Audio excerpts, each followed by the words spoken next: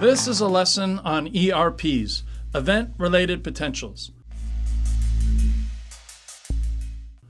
ERPs are portions of the brain's ongoing EEG signal, which is just ongoing electrical activity. This signal is produced by postsynaptic discharges of large groups of neurons in the brain that pass through the skull and are measured by electrodes on the scalp. An ERP is a time-locked portion of this EEG signal. Time locking is an important concept. It means that an experimenter records only the brain's repeated response to the onset of a particular stimulus, like an image or a sound. The idea behind this time-locked signal is to repeatedly measure the brain's response to the same stimulus and then take the average. By taking an average of all the trials, it is possible to remove much of the background electrical activity not associated with the stimulus. In this way, the resulting electrical average reflects the neural activity that is unique to the stimulus.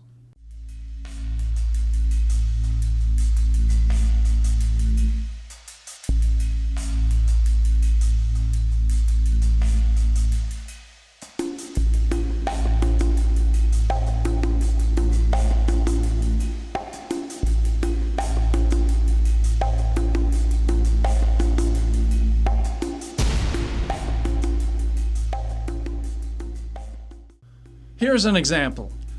Suppose you are interested in how the brain processes happy and angry faces. In an ERP experiment, you might present people with 40 different images of happy faces and 40 images of angry faces. By averaging all the angry and all the happy faces, you get two different ERP signals, pictured here. If there are any differences between those two ERP signals, it is possible to make inferences about the underlying neural cognitive processes that differentiated them.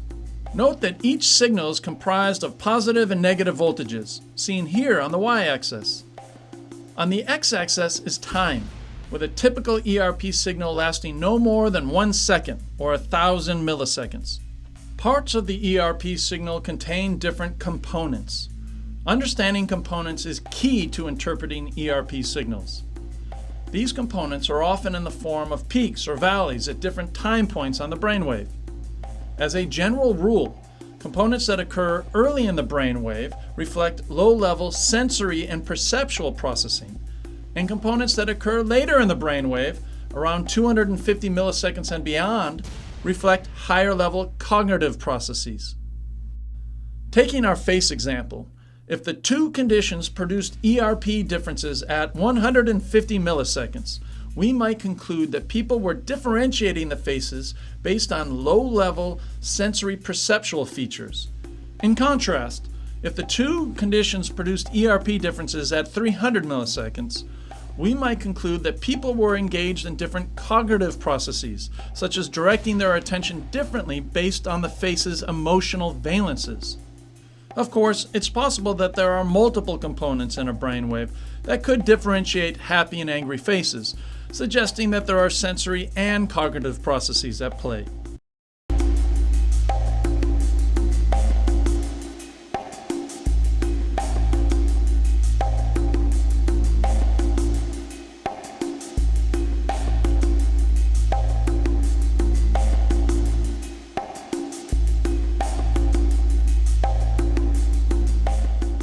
ERPs have strengths and weaknesses. The main strength of ERPs is their temporal resolution, which measures the timing of brain activity. ERPs can measure electrical activity on the order of milliseconds, which is much faster than other cognitive neuroscience techniques, such as fMRI, which measure blood flow differences on the order of seconds. Because electrical signals bend when they pass through different materials, such as brain tissue, or more significantly, the skull, it was traditionally not possible to know the exact location of an electrical source by measuring activity on the scalp. However, recent technology has made it possible to better estimate the source of these electrical signals in the brain. Here's a piece of equipment that we have right here at Colgate. This is a geodesic photogrammetry system, and it takes pictures of a person's head from multiple angles so that it can create an accurate 3D model of it.